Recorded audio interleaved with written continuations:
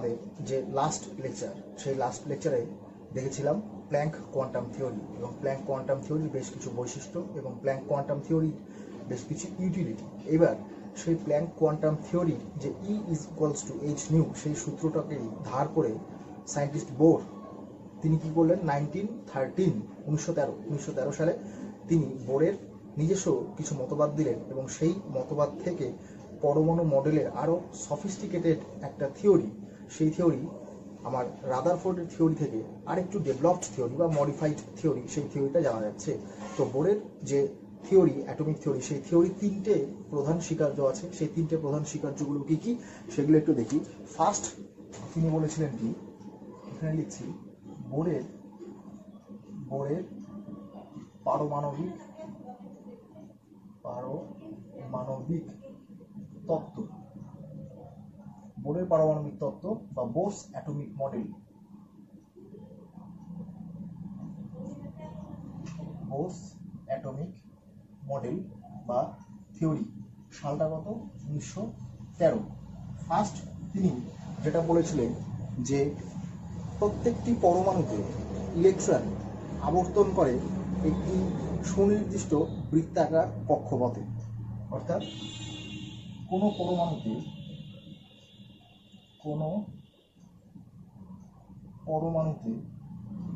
Electron সর্বদা নির্দিষ্ট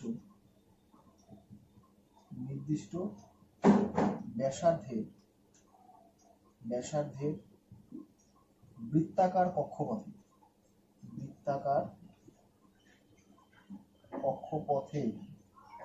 আবর্তন করে। এবার এই যে বৃত্তাকার কক্ষপথ, সেই বৃত্তাকার কক্ষপথে আবর্তনকালে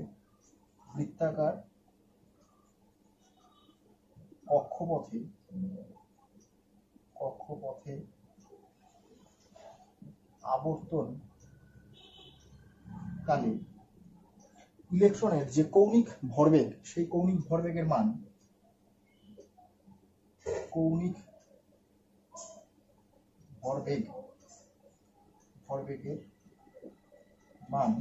কি হবে, সর্বদা h/2π এর পূর্ণ সংখ্যার ধনাত্মক গুণিতক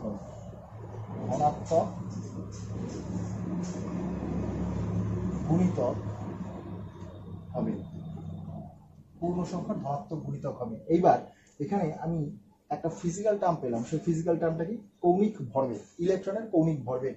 এবার এই কৌণিক ভরবেগ, সেই কৌণিক ভরবেগ জিনিসটা কি, বা কৌণিক ভরবেগ জিনিসটা কিভাবে লেখা যায়, তার জন্য যদি এখানে আমি এইভাবে আঁকি যে এইটা আমাদের পরমাণু নিউক্লিয়াস, এবং এখানে বলা হয়েছে কি সুনির্দিষ্ট বৃত্তাকার কক্ষপথে আবর্তন করবে, তাহলে এইটা যদি আমাদের সেই সুনির্দিষ্ট বৃত্তাকার কক্ষপথ হয় এবং ইলেকট্রনটা যদি এই পজিশনে থাকে, তাহলে ইলেকট্রনের যে ঘূর্ণনের গতিবেগ, সেই গতিবেগ যদি ভি ধরা হয়, ভি কি এখানে, ভি হচ্ছে আমাদের ইলেকট্রনের ঘূর্ণনের গতিবেগ, তাহলে এর কৌণিক ভরবেগ এবং ইলেকট্রনের ভর এখানে লিখছি m সমান ইলেকট্রনের ভর, ভি সমান কি, ইলেকট্রনের রৈখিক গতিবেগ,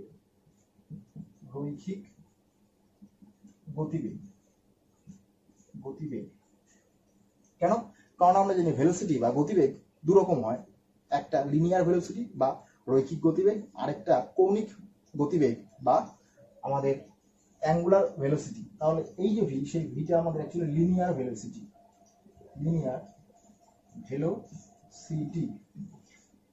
এবং ই সমান এবার আরেকটা জিনিস লেখা যেতে পারে, ই একে এই ই চিহ্ন দিয়ে কি বোঝানো যেতে পারে, ই চিহ্ন দিয়ে বোঝানো যেতে পারে ইলেকট্রনের যে চার্জ, অর্থাৎ ইলেকট্রনের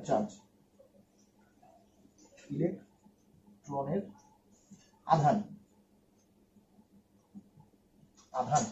এবং এই যে বৃত্তাকার কক্ষপথ, সেই বৃত্তাকার কক্ষপথের একটা নির্দিষ্ট ব্যাসার্ধ থাকবে। সেই ব্যাসার্ধ যদি আমি আর ধরি, আর, তাহলে আর সমান কি যে বৃত্তাকার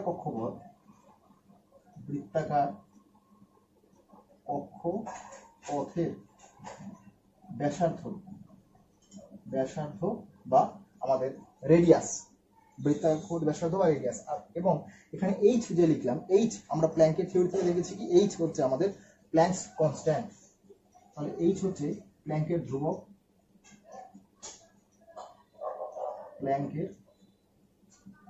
ধ্রুবক, যার মান কত ছিল 6.626 ইন্টু 10⁻⁻27 আর্ধ সেকেন্ড বা 6.626 ইন্টু 10⁻34 জুল সেকেন্ড।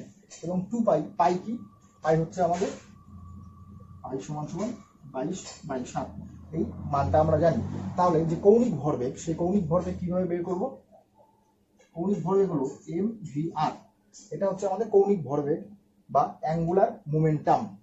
কেমন করে দেখি, আমাদের ভরবেগ বা লিনিয়ার ভরবেগ বলতে মোমেন্টাম কি ভর ইনটু বেগ। এবার আমাদের ভর কত হচ্ছে, ভর হচ্ছে m এবং গতিবেগ কত হচ্ছে v, তাহলে m ইনটু v এটা হচ্ছে আমাদের ভরবেগ। এবার যদি কৌণিক ভরবেগ হয় তাহলে এর সাথে কি হবে,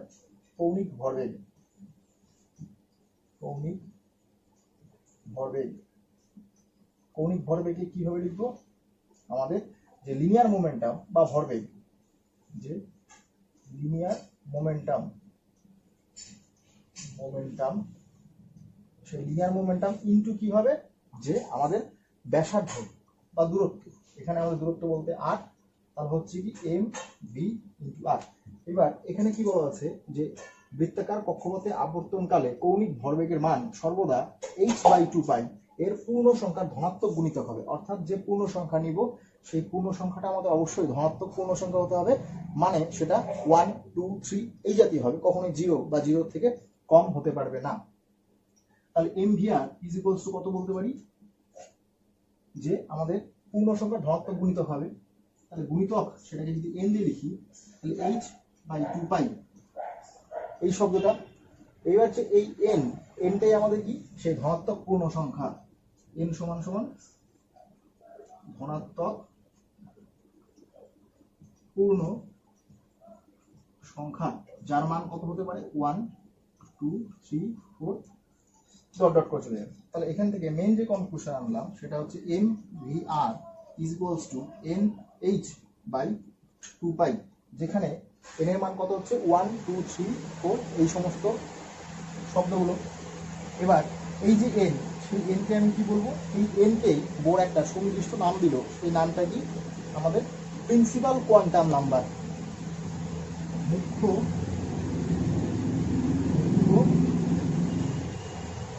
কোয়ান্টাম সংখ্যা বা প্রিন্সিপাল কোয়ান্টাম নাম্বার, প্রিন্সিপাল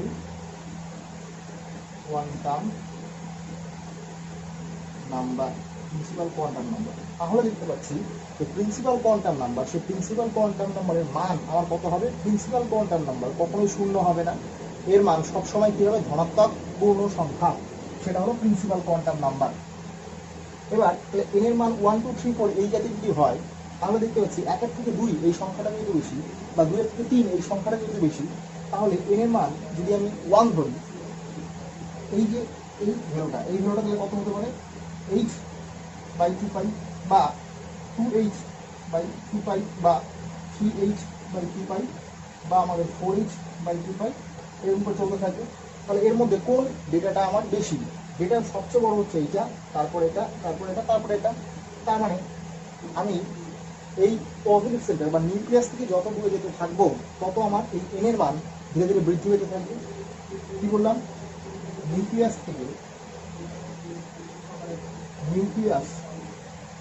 থেকে যত দূরে যেতে থাকবো তত n এর মান কি হবে, n এর মান বৃদ্ধি পাবে, n এর মান বৃদ্ধি পাবে। অর্থাৎ নিউক্লিয়াস থেকে ইলেকট্রনের যে অবস্থান তার মধ্যবর্তী দূরত্ব, সেই মধ্যবর্তী দূরত্বটা যথেষ্টই আমাদের বেশি হচ্ছে। এবার আরেকটা জিনিস আমরা জেনে নেব, এই যে h/2π সেটা সবসময় একটা ধ্রুবক, কারণ h নিজেই প্ল্যাঙ্কের ধ্রুবক, 2π এটা একটা কনস্ট্যান্ট রাশি। সুতরাং এই যে মানটা, সেই মানটা কি হচ্ছে, সবসময় আমাদের একটা কনস্ট্যান্ট ভ্যালু বা ধ্রুবক, কনস্ট্যান্ট ভ্যালু বা ধ্রুবক দিচ্ছে। এই ধ্রুবকটাকে একটা ছোট্ট টার্ম দিয়ে লেখা যেতে পারে, এইচ মাথায় কেটে দিব, এইচ কাট, এটাকে কি বলা হচ্ছে, এইচ কাট। এই h/2π সেটাকে এইচ কাট দিয়ে প্রকাশ করা যায়। আমাদের যে 2 নম্বর পয়েন্ট, সেই 2 নম্বর পয়েন্টটা কি, 2 নম্বর পয়েন্টে যেটা বলা আছে সেটা হলো যে ইলেকট্রন তার বৃত্তাকার কক্ষপথে আবর্তনকালে কখনোই শক্তির শোষণ বা বিকিরণ করবে না। ইলেকট্রন বৃত্তাকার কক্ষপথে আবর্তনকালে কখনোই শক্তির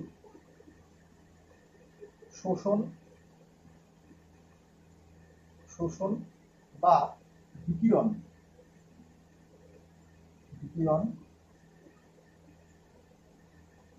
করবে না। ইলেকট্রন যদি শক্তির শোষণ বা বিকিরণ না করে, তাহলে এই কক্ষপথে আবর্তনশীল যে ইলেকট্রন, সেই ইলেকট্রন শক্তির মান সুনির্দিষ্ট থাকবে। মানে কক্ষপথে আবর্তনশীল ইলেকট্রনের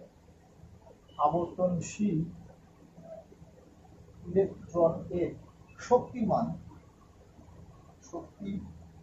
মান সর্বদাই কি হবে, সর্বদাই ফিক্সড বা কনস্ট্যান্ট থাকে।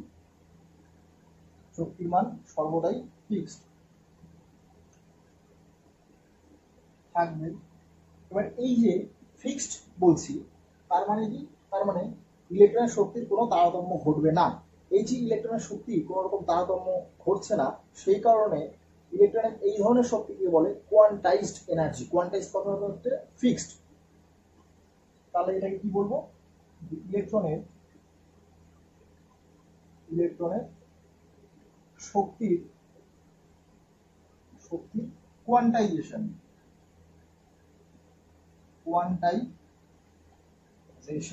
ইলেকট্রনের শক্তির কোয়ান্টাইজেশন, অর্থাৎ ইলেকট্রন শক্তি ফিক্সড থাকছে। এবার শক্তি যদি ফিক্সড হয়, সেই ধরনের শক্তির আরেকটা নাম আছে, সেটা হলো স্টেশনারি এনার্জি। এবং এই যে স্টেট বা অবস্থা, সেই অবস্থাটাকে কি বলবো, স্টেশনারি স্টেট। মানে এই যে বৃত্তাকার কক্ষপথ, সেই বৃত্তাকার কক্ষপথ কি বলতে পারি আমরা, স্টেশনারি অরবিট। অরবিট কক্ষপথ মানে অরবিট। তাহলে ইলেকট্রন সর্বদা সুস্থির কক্ষপথে আবর্তন করবে। এই যে সুস্থির কক্ষপথ, সেই সুস্থির কক্ষপথকে আমি কি বললাম, স্টেশনারি অরবিট। এবং এই যে পুরোপুরি অবস্থাটা, সেই অবস্থাটা কি আমাদের স্টেশনারি স্টেট।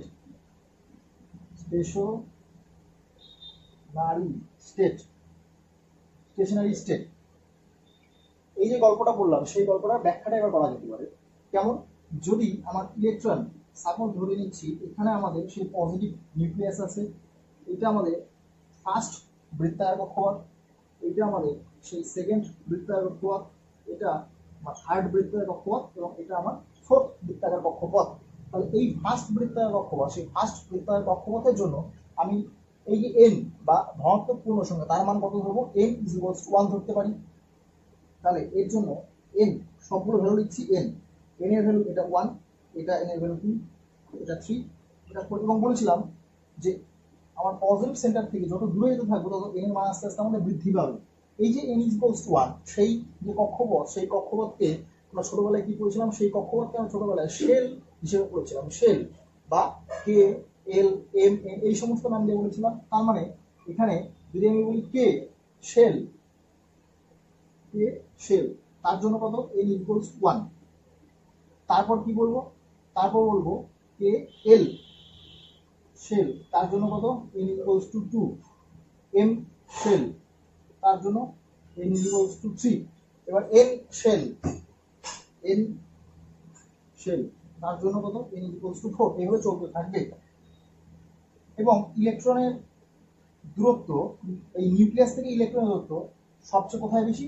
সবচেয়ে বেশি হচ্ছে n=4 এই ছবি অনুসারে, এবং তারপরে n=3 হয়, তারপরে L, তারপর হচ্ছে K এর ক্ষেত্রে। তার মানে আমি অর্ডারটা, সেই অর্ডারটা কিভাবে বলতে পারি? ঠিক এই জাতীয় অর্ডার। এইটা একটা আমাদের যে থার্ড পয়েন্ট, সেই থার্ড যে আমাদের পয়েন্ট ছিল, সেই পয়েন্টে কি বলা আছে? ইলেকট্রন শক্তির বিকিরণ বা শোষণ তো অবশ্যই করছে না, কিন্তু যখন আমরা দেখে নিলাম যে ইলেকট্রনগুলো ভিন্ন ভিন্ন কক্ষপথে থাকতে পারে, তাহলে এই যে এটা যদি আমাদের নিউক্লিয়াস হয়, নিউক্লিয়াসের ঠিক পরের যে বৃত্তাকার কক্ষপথ, তার জন্য n=1, তার ঠিক পরের জন্য n=2, এবং তার ঠিক পরের জন্য n=3, তাহলে ইলেকট্রন এখানে থাকতে পারে, এখানে থাকতে পারে, বা এখানে থাকতে পারে। এবার ইলেকট্রন যদি আমাদের নিম্নস্থ শক্তি স্তরে থাকে, নিম্নস্থ শক্তি স্তর কথার অর্থ হচ্ছে আমাদের এই যেখানে একটা শক্তি স্তর, দুটো শক্তি স্তর, তিনটে শক্তি স্তর দেখছি, এই তিনটে শক্তি স্তরের মধ্যে নিউক্লিয়াস থেকে যত দূরে যেতে থাকবো তত আমরা কি উচ্চতর শক্তি স্তর পাবো, এবং নিউক্লিয়াস থেকে যত কাছে থাকবো তত আমরা নিম্নস্থ শক্তি স্তরে থাকবো। তাহলে এইটা আমাদের তুলনামূলকভাবে এর থেকে নিম্নস্থ শক্তি স্তর, এবং এই যে শক্তি স্তর, সেই শক্তি স্তর আমাদের এই দুটোর থেকে উচ্চস্থ শক্তি স্তর বা উচ্চতর শক্তি স্তর। এবার ইলেকট্রন যদি কখনো আমাদের উচ্চতর শক্তি স্তর থেকে নিম্নতর শক্তি স্তরে চলে আসে, মানে এটা কি? ইলেকট্রন উচ্চতর শক্তি স্তর থেকে নিম্নতর শক্তি স্তরে চলে যাচ্ছে, তাহলে কি হবে? এই পয়েন্টে গিয়ে আমার এনার্জি বেশি ছিল এবং এই পয়েন্টে আমার এনার্জি কম, তাহলে মধ্যবর্তী যে এনার্জি ডিফারেন্স, সেই এনার্জি ডিফারেন্সটা আমাদের বিয়োগ করতে হবে বা আমাদের তরঙ্গ আকারে ছেড়ে দিতে হবে। ঠিক একই রকম ভাবে ইলেকট্রন যদি আমাদের নিম্নতর শক্তি স্তরে থাকে, সেখান থেকে যদি আমাদের উচ্চতর শক্তি স্তরে পাঠাই, তাহলে কি হবে? নিম্নতর শক্তি স্তর, সেই শক্তি স্তর থেকে ইলেকট্রনকে উচ্চতর শক্তি স্তরে পাঠাতে গেলে কিছু পরিমাণ এনার্জি দিয়ে বা শক্তি দিয়ে আমাকে কি করতে হবে? ইলেকট্রনকে উচ্চতর শক্তি স্তরে পাঠাতে হবে। এই যে ছবিটা, সেই ছবি থেকে খুব একটা হয়তো ক্লিয়ার হচ্ছে না। এই ছবিটাকে যদি আমি এইভাবে আঁকাতে চাই যে আমাদের এইটা n=1, এটা আমাদের n=3, এবার এখানে আরেকটা ছবি আঁকিয়ে নিই, n=3, এর জন্য n=1। এবার আমি কি দেখছি? ইলেকট্রন, সেই ইলেকট্রন যদি আমাদের নিম্নতর শক্তি স্তরে থাকে, তার মানে এখানে আমাদের সেই পজিটিভ সেন্টার বা নিউক্লিয়াস ছিল এবং এখানেও নিউক্লিয়াস আছে। এবার নিম্নতর শক্তি স্তর থেকে আমি ইলেকট্রনটাকে কোথায় পাঠাবো? উচ্চতর শক্তি স্তরে। তাহলে প্ল্যাঙ্কের তত্ত্ব থেকে এই যে শক্তি স্তর, সেই শক্তি স্তরে একটা নির্দিষ্ট পরিমাণ শক্তি থাকবে, সেই শক্তিকে আমি E1 নাম দিচ্ছি, এবং এই শক্তি স্তরের জন্য এর নাম দিচ্ছি E2। তাহলে এই যে E1 এর মান বুঝতেই পারছি কম, এবং E2 এর মান বেশি। কেন? কারণ এটা তো উপরে আছে। তাহলে কি করতে পারি? আমি E2 - E1, মানে এই যে শক্তির যে ডিফারেন্স, সেই ডিফারেন্সটা দেখতে পাই।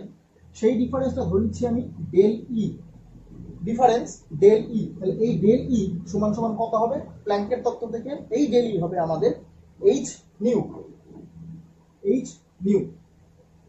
তাহলে E1 প্লাস এইচ নিউ সমান সমান E2। তার মানে কি? এই যে E2, সেই E2 সমান সমান কি লিখতে পারি? E1 plus H new. মানে এই যে শক্তির ডিফারেন্স, সেই শক্তির ডিফারেন্সটা আমাদের হচ্ছে এইচ নিউ। গল্পটা কেমন? ইলেকট্রন আমার এখানে ছিল E1 এনার্জি নিয়ে, তাকে যদি আমাকে E2 এনার্জিতে পাঠাতে হয়, তাহলে এই এইচ নিউ পরিমাণ শক্তি দিতে হবে। তার মানে কি? E1 ছিল, তার সাথে এইচ নিউ পরিমাণ শক্তি দিলাম, শক্তি দিলে এই যোগফলটা কার সাথে সমান পেলাম? E2 এর সাথে সমান পেলাম। মানে আমি এই যে E2, সেই এনার্জি লেভেলটা পেয়ে গেলাম। তাহলে এই পরিমাণ যে শক্তি দিই ইলেকট্রনকে, সে উচ্চতর শক্তি স্তরে উন্নীত হয়ে যাচ্ছে। ঠিক একই রকম ভাবে যদি ইলেকট্রন আমাদের উচ্চতর শক্তি স্তরে থাকে, সেখান থেকে আমি এটা নিম্নতর শক্তি স্তরে নিয়ে আসলাম, তাহলে কি করতে হবে? এটা আমার উচ্চতর শক্তি স্তর ছিল, সেক্ষেত্রে কি হবে? E2 - E1 একই রকম ভাবে। তাহলে এইটা হবে আমাদের ডেল ই সমান সমান এইচ নিউ। তাহলে E1 এর মান কত হচ্ছে? E1 এটাকে যদি এদিকে নিয়ে চলে যাই, তাহলে E2 - এইচ নিউ, মানে এইটুকু,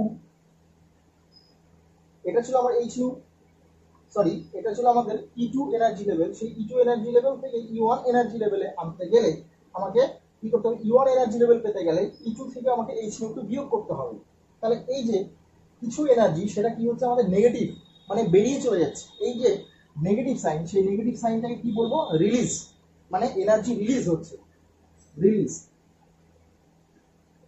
রিলিজ। এবং এই যে পজিটিভ সাইন, সেই পজিটিভ সাইনটাকে আমি কি বলবো, এনার্জি অ্যাবজর্ব হচ্ছে বা এনার্জি আমাকে সাপ্লাই করতে হচ্ছে,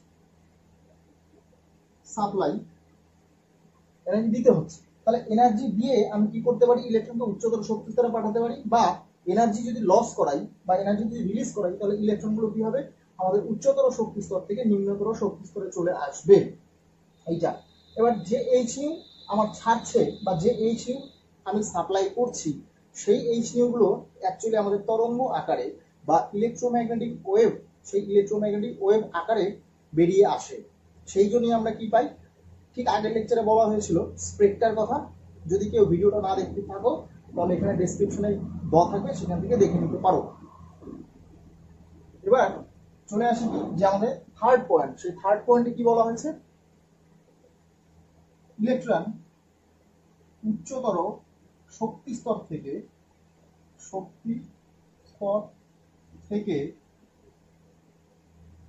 নিম্নতর শক্তি স্তরে আসলে, উচ্চতর থেকে নিম্নতর শক্তি স্তরে আসলে আমরা কি দেখছি, উচ্চতর থেকে নিম্নতর শক্তি স্তরে আসলে এনার্জি রিলিজ হচ্ছে, মানে এনার্জি বেরিয়ে চলে যাচ্ছে। তাহলে শক্তির কি হবে, বিকিরণ হবে, বিকিরণ হবে, শক্তির বিকিরণ হবে। কেন, কারণ এখানে সাইনটা আমার কি মাইনাস এইচ নিউ, বা যদি নিম্নতর শক্তি স্তর থেকে উচ্চতর শক্তি স্তরে পাঠাই, নিম্নতর শক্তি স্তর থেকে উচ্চতর শক্তি স্তরে পাঠালে সেক্ষেত্রে কি হবে, আমাকে এনার্জি প্লাস হচ্ছে মানে সাপ্লাই, শক্তি দিতে হবে, কেন, এক্ষেত্রে আমাদের প্লাস এইচ নিউ সেই জিনিসটা পাচ্ছি। এবার তাহলে প্ল্যাঙ্কের তত্ত্ব থেকে কি লেখা যেতে পারে, del E is equals to E2 minus E1 is equals to আমাদের এইচ নিউ। এবার এই যে নিউ, সেই নিউ শব্দটাকে কি লেখা যেতে পারে, সি বাই ল্যামডা।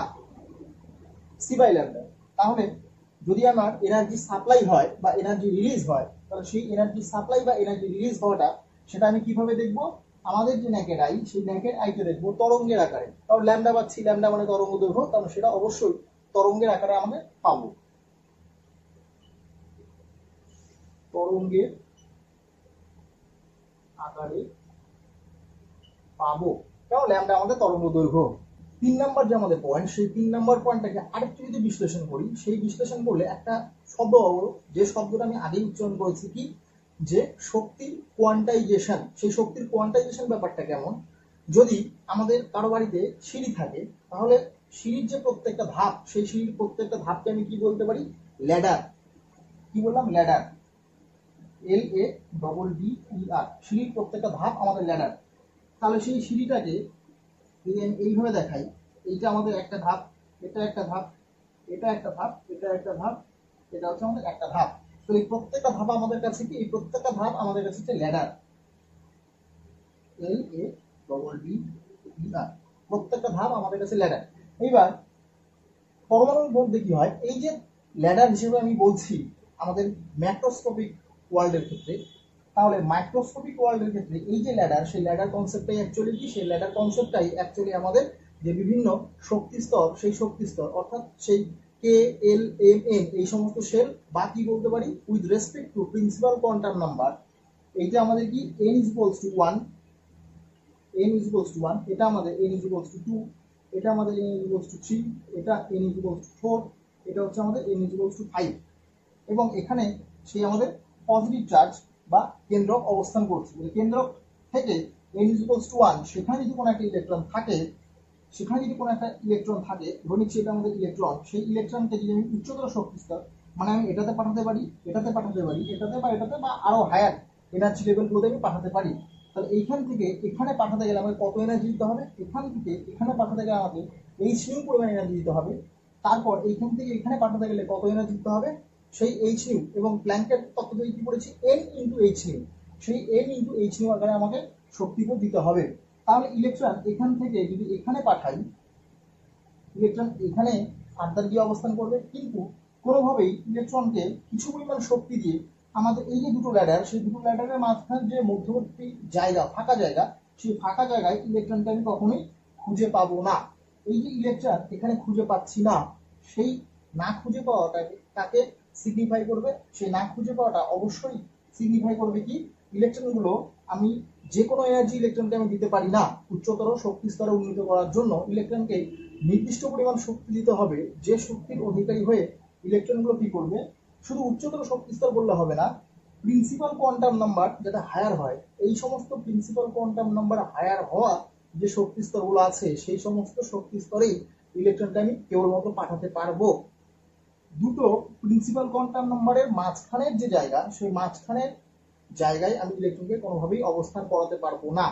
এই ইলেকট্রনকে নির্দিষ্ট শক্তি স্তরে উন্নীত করার যে ঘটনা, সেই ঘটনাটাকে আমি কি বলবো, এনার্জি কোয়ান্টাইজেশন, বা এই যে পুরোপুরি ফেনোমেনা বা ঘটনা, সেই ঘটনাটাকে কি বলবো, এনার্জি আমার কোয়ান্টাইজেশন।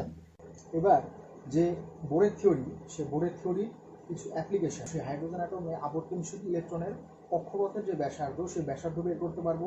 আবর্তনশীল ইলেকট্রনের যে ভেলোসিটি, গতিবেগ, সেই গতিবেগ বের করতে পারবো। তার শক্তি বা এনার্জি বের করতে পারবো। ফার্স্ট যে ইউটিলিটি, সেটা হচ্ছে রেডিয়াস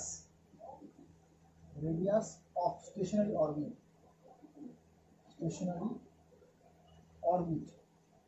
স্টেশনারি অরবিটে যে রেডিয়াস, সেই রেডিয়াসটা কিভাবে বের করবো? আমি কি বললাম, আগে বললাম এটা যদি আমাদের নিউক্লিয়াস হয় এবং এটা যদি আমাদের সেই সুস্থিত বৃত্তাকার কক্ষপথ হয় এবং ইলেকট্রন আমাদের এখানে আছে, এটা হচ্ছে আমাদের রেডিয়াস, আর ইকুয়ালস টু রেডিয়াস। এবার আমাদের কৌণিক ভরবেগ, সেটা আমরা কি দেখলাম বোরের থিওরি থেকে, mvr ইকুয়ালস টু nh/2π। এবার ইলেকট্রন যখন আবর্তন করবে, সেই আবর্তনকালীন অবস্থায় তার গতিবেগ বা লিনিয়ার ভেলোসিটি যদি এদিকে হয়, তাহলে ইলেকট্রনগুলো যতই বৃত্তাকার কক্ষপথে আবর্তন করুক না কেন, তাদের একটা টেন্ডেন্সি থাকবে কি, যে সেটা আমাদের এই কক্ষপথ ছিটকে বেরিয়ে যাওয়ার একটা টেন্ডেন্সি থাকবে। তাহলে এই যে বাইরের দিকে, অর্থাৎ বহিস্থ যে ফোর্স, যেটা ইলেকট্রনের উপর কাজ করছে, সেই ফোর্সকে আমরা কি বলবো, অপকেন্দ্রিক বল। কি অপকেন্দ্রিক বল, এইটা আমি F1 নাম দিচ্ছি। F1 কি আমাদের, F1 হচ্ছে আমাদের অপকেন্দ্রিক বল। অপকেন্দ্রিক বল, এই অপকেন্দ্রিক বল সেটা কার সাথে সমান, সেটা সমান হলো যে mv²r। এটা কি, এটা হচ্ছে যদি আমার অ্যাঙ্গুলার যে ফোর্স, সেই অ্যাঙ্গুলার ফোর্স সেইটা তার সাথে সমান। এবার ইলেকট্রন, এই যে ইলেকট্রন এবং যে পজিটিভ প্রোটন বা নিউক্লিয়াস, সেই নিউক্লিয়াসের মধ্যে একটা স্থির তড়িৎ কুলম্বিক আকর্ষণ বল থাকবে, যে কুলম্বিক আকর্ষণ বলের জন্য ইলেকট্রন টুয়ার্ডস দ্য নিউক্লিয়াস একটা ফোর্স ফিল্ড অনুভব করবে। সেই ফোর্স ফিল্ডটাকে আমি নাম দিচ্ছি কি, F2। তাহলে এই F2 আমার কি, F2 হচ্ছে আমাদের স্থির তড়িৎ কুলম্বিক আকর্ষণ বল। স্থির তড়িৎ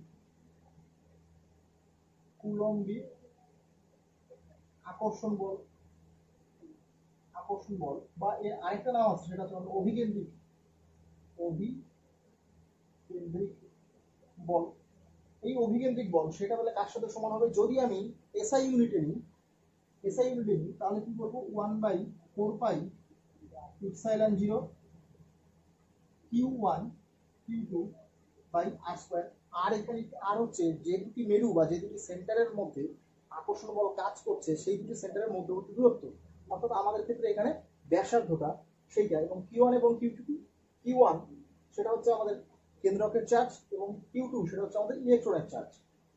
এবং যদি এখানে আমরা সিজিএস ইউনিট নিই, তাহলে 1/4πε0 এই শব্দটা থাকবে না, মানে আমরা কি বলছি, Q1 Q2/r²। এই ভ্যালুটুকু শুধু আমরা নিব। এবার দেখে নেব Q1 কি ছিল, Q1 বললাম কি আমাদের নিউক্লিয়াসের যে চার্জ, সেই নিউক্লিয়াসের চার্জ।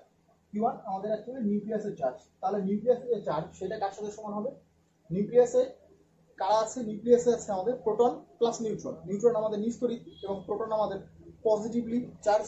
এবার নিউক্লিয়াসের মধ্যে কত সংখ্যক প্রোটন থাকে, সেই সংখ্যাটা আমাদের পারমাণবিক সংখ্যা বা জেড। তাহলে সেই সংখ্যাটা হলো আমাদের জেড। এবার প্রত্যেকটা প্রোটন, সেই প্রত্যেকটা প্রোটনের যে পজিটিভ চার্জ সেইটা তার সাথে সমান, সেটা ইলেকট্রনের, প্রত্যেকটা ইলেকট্রনের যে নেগেটিভ চার্জ তার সাথে সমান। তাহলে এখানে ধরে নিচ্ছি আমরা এন সংখ্যক ইলেকট্রন আছে বা একটা ইলেকট্রন আছে, এখানে একটা ইলেকট্রনই আছে সেটা ধরে নিই। একটা যদি ইলেকট্রন থাকে তাহলে সেই একটা ইলেকট্রনের চার্জ কত হবে? ই।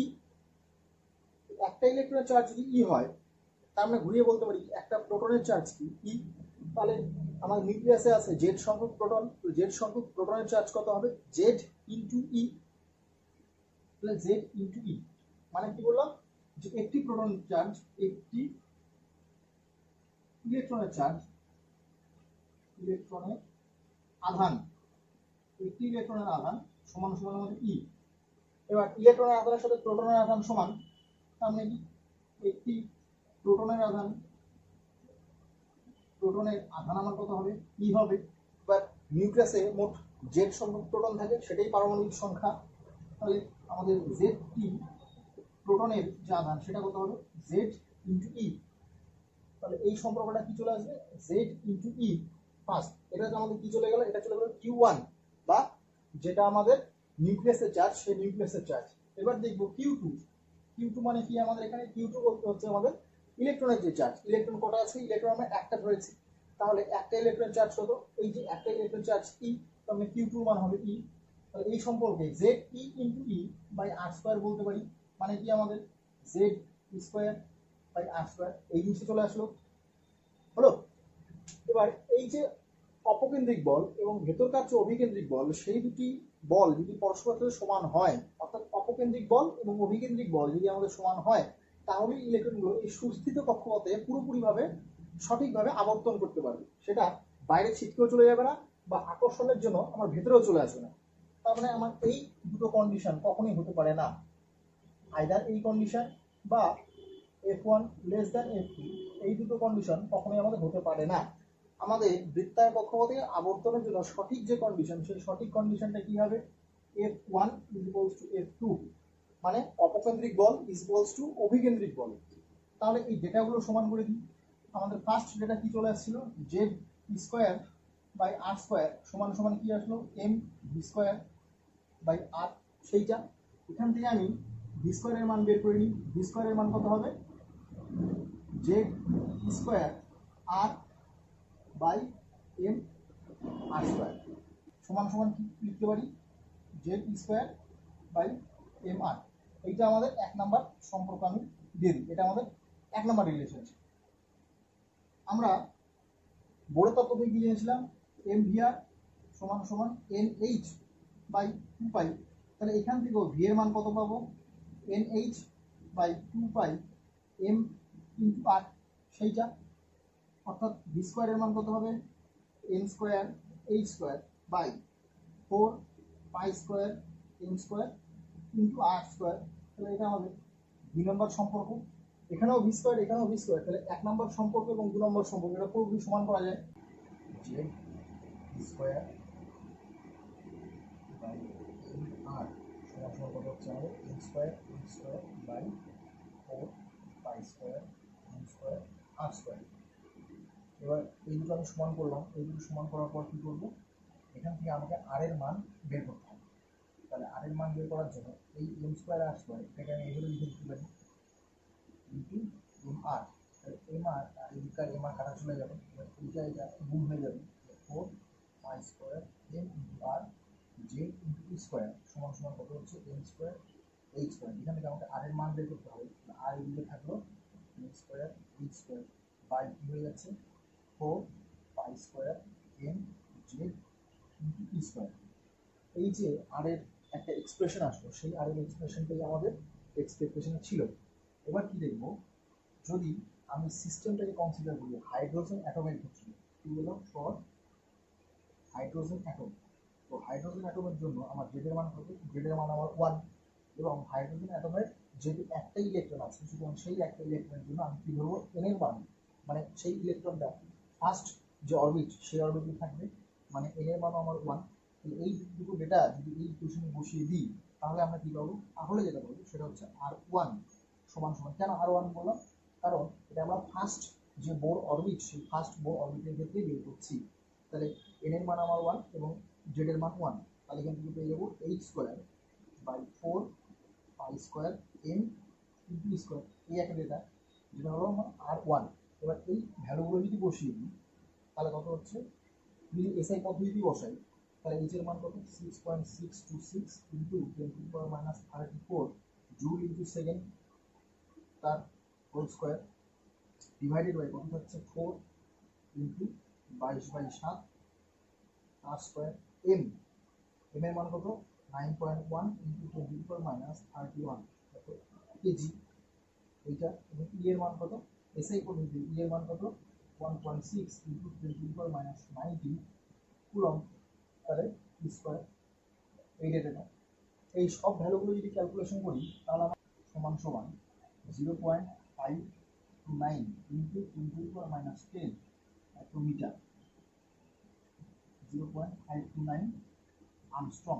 কেন এরকম লিখলাম, কারণ আমরা জানি কি 1 আর্মস্ট্রং সমান সমান 10⁻10 মিটার সমান সমান 10⁻8 সেন্টিমিটার।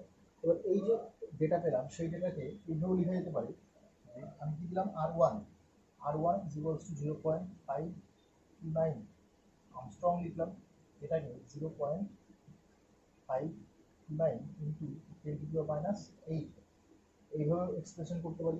এই এক্সপ্রেশনটা আমাদের কি সিজিএস ইউনিট বা 52.9 এত পিকোমিটার। কেন, কারণ আমরা জানি 1 picometre is equals to 10⁻12 metre. আমাদের এইটা বা এইটা যে কোনো একটা মাথায় রাখলেই চলবে। তাহলে আমরা R1 এর মান পেয়ে গেলাম। এই যে R1, সেই R1 কে কি বলা হচ্ছে, সেই R1 কে বলা হচ্ছে ফার্স্ট যে বোর অরবিট, মানে বোরের প্রথম যে কক্ষপথ, সেই প্রথম কক্ষপথে আমার যে রেডিয়াস, তাহলে এটা কি বলবো, radius of first Bohr orbit. এবং এই যে ভ্যালু, সেই ভ্যালুটার একটা নাম আছে, সেই ভ্যালুটাকে কি বলা হচ্ছে, সেই ভ্যালুটাকে বলা হচ্ছে যে বোর। A0 সমান সমান 52.9 পিকোমিটার, এটাকে কি বলা হচ্ছে 1 বোর। এবার এই যে R1, সেই R1 এর ভ্যালুটা যেহেতু ফিক্সড, সুতরাং এই ফিক্সড ভ্যালুটাকে একটু মডিফাই করে কি লেখা যেতে পারে, এ সাবস্ক্রিপ্ট 0, A0। তাহলে আমার এনতম অরবিটের জন্য এক্সপ্রেশন যদি এটা হয় এবং ফার্স্ট অরবিটের জন্য যদি এক্সপ্রেশন এটা হয়, তাহলে এই এনতম অরবিট তার সাথে R1 এর যে সম্পর্ক, সেই R1 এর সম্পর্কটা কি, R1 বলতে কি শুধুমাত্র এইটুকু জিনিস, এবং এইটুকু জিনিসের মধ্যে কোন কোন জিনিসগুলো আমি বাদ দিলাম, তার মধ্যে একটা চলে যাচ্ছে আমার এন স্কোয়ার আর একটা জেড। তাহলে এখানে আমাদের এন স্কোয়ার বাই জেড এই ভ্যালুটা আমার কিন্তু বাদ চলে যাচ্ছে, বাদ ছিল R1 এর মধ্যে বাদ ছিল। তাহলে এই একটা রিলেশনশিপ, যে রিলেশনশিপটা আমাদের মুখস্থ রাখতে হবে। এবার যদি বলা হয় আমাদের Rn সেটা কোন কোন ভ্যালুর সাথে প্রপোর্শনাল, ফার্স্ট আমরা মনে রাখবো Rn সেটা n স্কোয়ারের সাথে প্রপোর্শনাল, এইচ স্কোয়ার একটা কনস্ট্যান্ট, সুতরাং সেটা নিয়ে মাথা ঘামানোর কোনো দরকার নেই। 4 পাই স্কোয়ার এটাও একটা কনস্ট্যান্ট। তারপরে কি চলে আসবে, তারপর এম মানে ইলেকট্রনের যে ভর, তাহলে এখানে কি লিখবো 1/n প্রপোর্শনাল, আবার কি 1/z, মানে হাইড্রোজেন বাদে যদি অন্য কোনো সিস্টেম তার কিন্তু জেড এর মান আলাদা হবে, সুতরাং এটাও একটা আমাদের ভেরিয়েবল। এবং স্কোয়ারটা কি ইলেকট্রনের যে আধান, সেটাও ফিক্সড, সুতরাং সেটা আমাদের ধরার দরকার নেই। তাহলে এই রিলেশনশিপগুলো আমাদের মনে রাখতে হবে, কারণ এখান থেকে অনেক শর্ট কোশ্চেন দিয়ে দিতে পারে। ভেলোসিটি অফ ইলেকট্রন, সেটা আমরা দেখব। কিভাবে দেখবো, ভেলোসিটি মানে কি দেখেছিলাম ভি, আমরা একটু দেখে নিই M V square by R, এটা কার সাথে সমান ছিল, Z square by R square. এখান থেকে লিখেছিলাম ভি স্কোয়ার সমান সমান কি ছিল আমাদের, Z square by M into R, এই রিলেশনশিপটা আমাদের ছিল। এবং আর এর যে মান, সেই আর এর মান আমরা কত পেলাম, n square by 4 pi square M square z, এই এক্সপ্রেশনটা আমরা পেলাম। এবার এই আর এর ভ্যালুটা যদি আমরা এখানে বসিয়ে দিই তাহলে কত হবে, ভি স্কোয়ার সমান সমান জেড স্কোয়ার বাই এম কিন্তু আর এর মান কত? আর এর মান হচ্ছে N square E square 4 pi square N square Z. এবার কিছু কিন্তু কাটা যাচ্ছে, এন এম আমার কেটে গেল, তাহলে জেড এখানে জেড স্কোয়ার হয়ে যাবে, জেড স্কোয়ার টু টু পাওয়ার 4 পাই স্কোয়ার হয়ে যাবে এন স্কোয়ার এই স্কোয়ার। তাহলে এটা আমার কত চলে আসলো? ভি স্কোয়ারের সাথে সমান। তাহলে ভি সমান সমান কত হচ্ছে? ভি সমান সমান হচ্ছে 2 pi Z square by N into H. এই আমার এই রিলেশনশিপটা, এটা হলো ভি, মানে এনতম কক্ষপথে যদি ইলেকট্রন আবর্তনশীল হয় তার ক্ষেত্রে যে ভেলোসিটি বা গতিবেগ, সেই গতিবেগটা হচ্ছে এরকম। এই ভেলোসিটিটাকে একটু যদি সাজিয়ে লিখি, মানে 2 পাই স্কোয়ার বাই এইচ, আর এইদিকে রাখলাম জেড বাই এন। কেন? কারণ আমরা যদি হাইড্রোজেন সিস্টেমের ক্ষেত্রে দেখি, তাহলে ভি ওয়ান কত হয়ে যাবে? 2 pi square by H. Z এবং এন এর মান কত হাইড্রোজেনের ক্ষেত্রে? 1 এবং 1/1, মানে 2 পাই স্কোয়ার বাই এইচ। এবার এই ভ্যালুগুলোর মান বসিয়ে দেওয়া যায়, 22/7 ইন্টু কত হবে? এটা যদি আমি সিজিএসে করি তাহলে কত হবে? সিজিএসে 10⁻⁻10 ইউ, তাহলে এই ভ্যালু স্কোয়ার বাই 6.626 ইন্টু 10⁻27 আর সেকেন্ড। এটা এই ডেটাগুলো ক্যালকুলেশন করে যেটা পাবো সেটা হলো 2.168 ইন্টু 10⁸ এত সেন্টিমিটার পার সেকেন্ড। মানে এইটা হচ্ছে আমাদের ফার্স্ট বোর অরবিটে যদি ইলেকট্রন আবর্তনশীল হয় তার ভেলোসিটি। তাহলে এবার ভি এন এর সাথে ভি ওয়ানের সম্পর্ক কি? ভি এন সমান সমান কত হচ্ছে? ভি এন সমান সমান ভি ওয়ান, এইটা আমাদের ভি ওয়ানের এক্সপ্রেশন, এইটা এবং এটার সাথে তফাৎ কোথায়? Z by n. এবার যদি আমাদের বলা হয় যে নিয়ন 9+ এই সিস্টেম আছে, এই সিস্টেমের ক্ষেত্রে আমার থার্ড অরবিটের ক্ষেত্রে ভি এর এক্সপ্রেশন কত হবে? ভি এর এক্সপ্রেশন কত হলো? থার্ড বলা হয়েছে যে ভি 3 করতে পারি সমান সমান ভি ওয়ান ইন্টু নিয়নের জন্য জেডের মান কত? নিয়নের জন্য জেডের মান আমার 10 বাই থার্ড বলা হয়েছে 3, এটা তাহলে ভি ওয়ানের মান বসিয়ে দিতে পারি 2.168 ইন্টু 10⁸ ডিভাইডেড বাই 3 ইন্টু আমার এখানে 10 সেন্টিমিটার পার সেকেন্ড। এবার দেখব যে এনতম কক্ষপথে আবর্তনকালে ইলেকট্রন প্রতি সেকেন্ডে কতবার আবর্তন করে। এই প্রতি সেকেন্ডে আবর্তন যে সংখ্যা বললাম, প্রতি সেকেন্ডে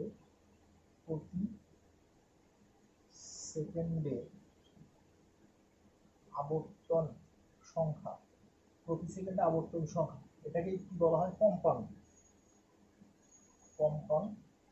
তাহলে এই কম্পাঙ্ক যেটাকে আমি এফ দিয়ে লিখি, ফ্রিকোয়েন্সি, তাহলে এই এফ, সেই এফটা কিভাবে বের করবো? আমরা এখান থেকে দেখলাম ভেলোসিটি, সেই ভেলোসিটি কত হচ্ছে? ভি এন সমান সমান হচ্ছে আমাদের 2 pi Z square by N H. এটা হলো আমাদের ভেলোসিটি টার্ম। এবার ইলেকট্রন যখন ঘুরছিল, সেই ইলেকট্রনটা বৃত্তাকার কক্ষপথে ঘুরছিল, অর্থাৎ ইলেকট্রনটা এই ভেলোসিটি নিয়ে কতটা পথ অতিক্রম করলো? এই ভেলোসিটি নিয়ে বৃত্তাকার কক্ষপথে পরিধি অতিক্রম করলো। তাহলে আমাদের বৃত্তাকার কক্ষপথের পরিধি কত? সমান সমান 2 পাই আর। এবার আমরা আর এর মান জানি, আর এর মান কত? আর এর মান এইটা, তাহলে বসিয়ে দেওয়া যায় 2 পাই আর এর জায়গায় n square H square by 4 pi square M square into z. যদি কেটে নিই তাহলে হয়ে যাচ্ছে আমাদের N square H square by 2 pi m square into z. এটা হয়ে গেল আমাদের পরিধি। এবার এই যে আবর্তন সংখ্যা বা এফ কত হবে আমাদের? ভি এন বাই পরিধি 2 পাই আর। কেন? কারণ 2 পাই আর এই পরিধিতে কত ভেলোসিটি অতিক্রম করে? এই ভেলোসিটি মানে কি? আমাদের ভেলোসিটি যে একক সেটা কি? অ্যাকচুয়ালি দূরত্ব ভাগ সময়, এবং এখানে ইউনিট কত আসছিল আমাদের? সেন্টিমিটার পার সেকেন্ড, মানে 1 সেকেন্ডে 1 সেন্টিমিটার অতিক্রম করলো। তাহলে এফ সমান সমান কত হচ্ছে? এফ সমান সমান হচ্ছে actually V N by 2 pi R. V N এর মান বসে 2 pi Z square by N H divided by কত হবে? ডিভাইড বাই হবে N square H square by 2 pi N square Z. এবার ক্যালকুলেশন করে নেওয়া যায় 2 pi Z square by N H into, তাহলে এখান থেকে হয়ে যাবে 2 pi N square Z by N square এই স্কোয়ার। তাহলে গুণ করলে হয়ে যাচ্ছে 2 পাই মানে 4 পাই স্কোয়ার জেড জেড মানে আমার জেড স্কোয়ার স্কোয়ার ইকুয়াল 4 আর এন ছিলই ডিভাইডেড বাই এন এবং এন স্কোয়ার, তাহলে হয়ে যাচ্ছে এন কিউব এইচ স্কোয়ার, তাহলে হয়ে যাচ্ছে আমাদের এইচ কিউব। এইটাই আমাদের সেই ফ্রিকোয়েন্সি এক্সপ্রেশন।